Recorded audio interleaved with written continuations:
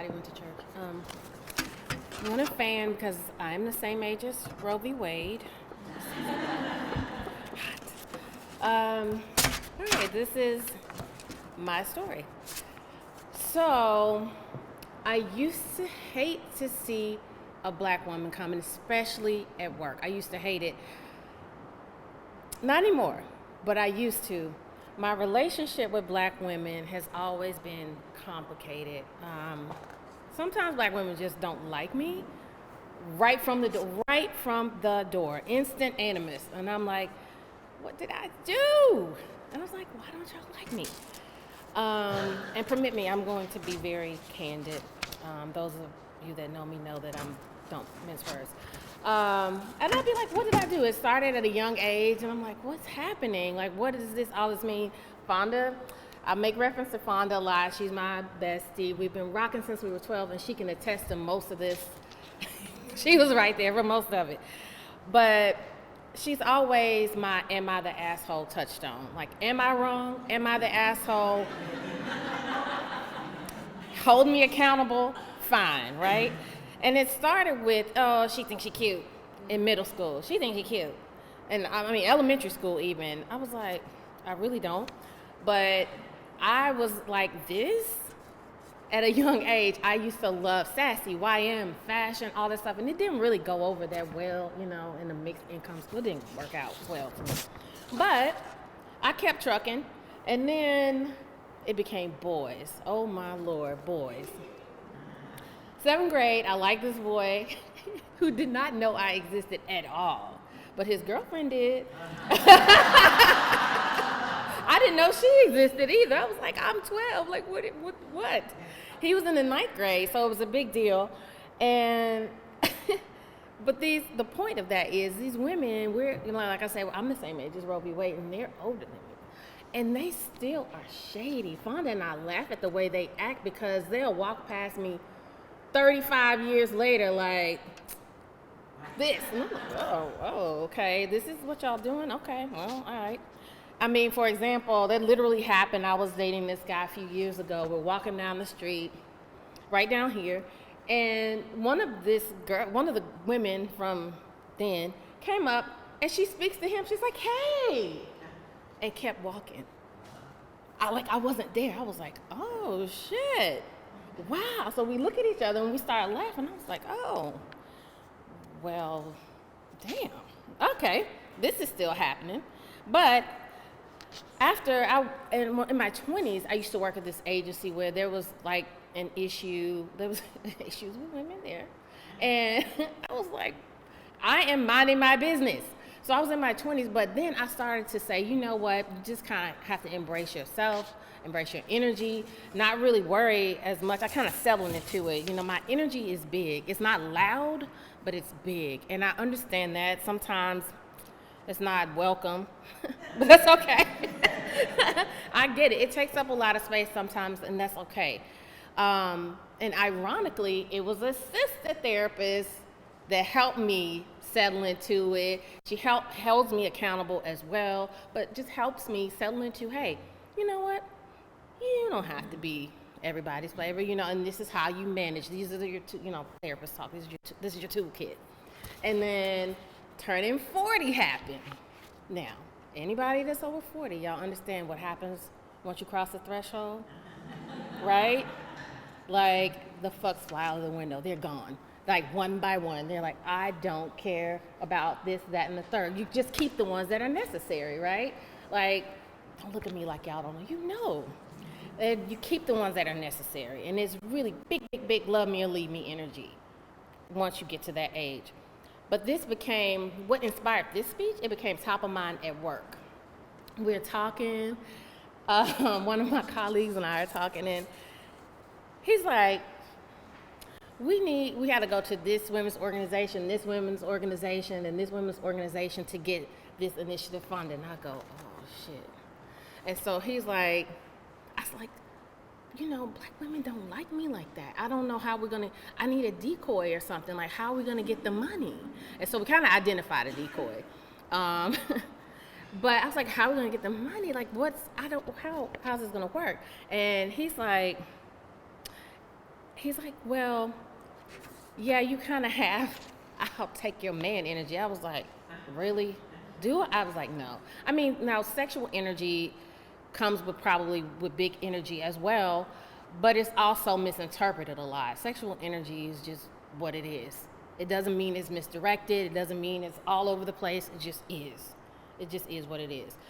And you know, the complications go on and on. You know, there was a client, one of my team every week, they're like, she's making faces at me, she's like, all of this is how she's looking at me.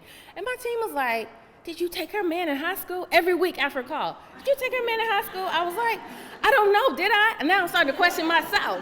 Like, did I take her man in high school? I don't know. I don't remember her in high school. Maybe that's the problem. I don't remember her from high school. But I had to work with this woman and figure it out.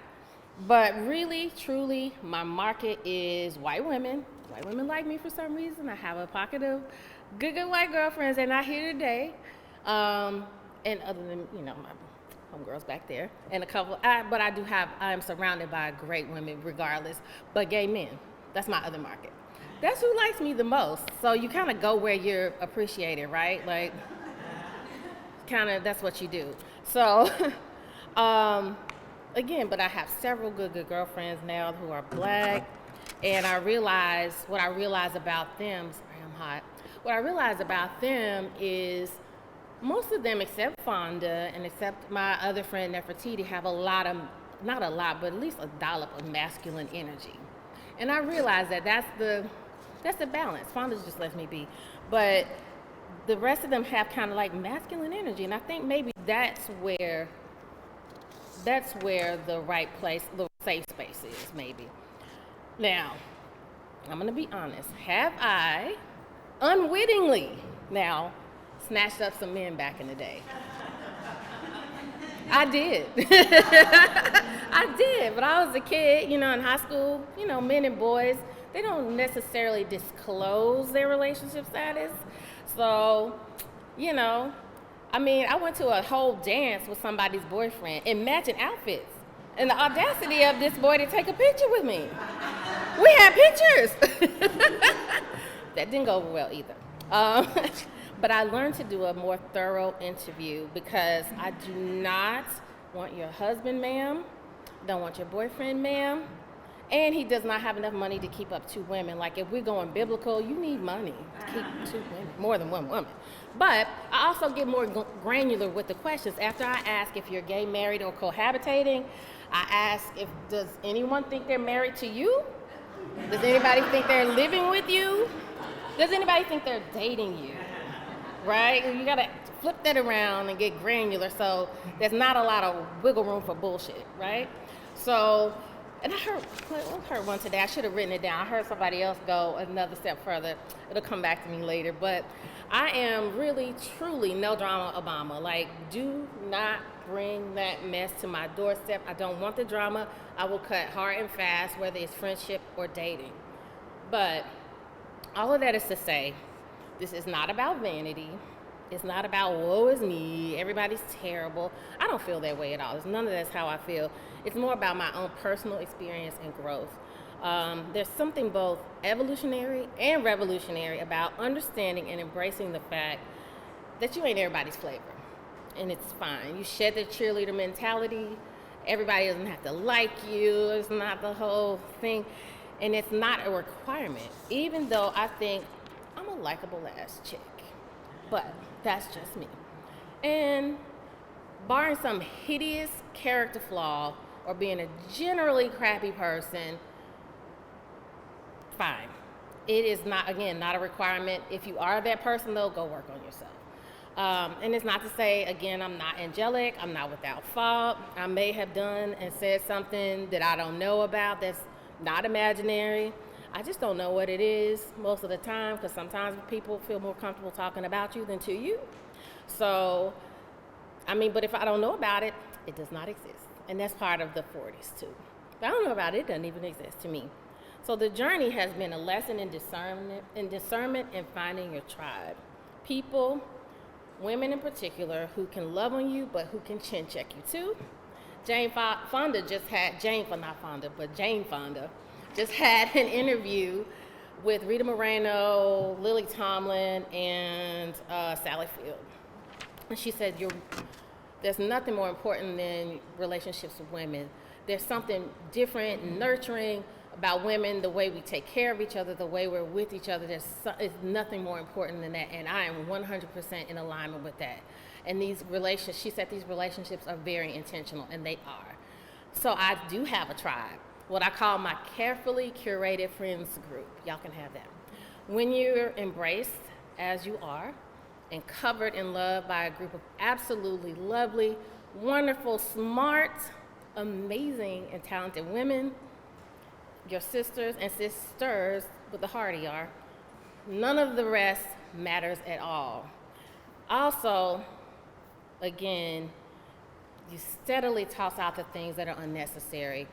Those emotions and those feelings that don't suit you or serve you, you start to toss that out because, you realize you have more days behind you than you do in front of you, so you want this life to count and you want to make the most of that. So you, again, go where you're appreciated and respected.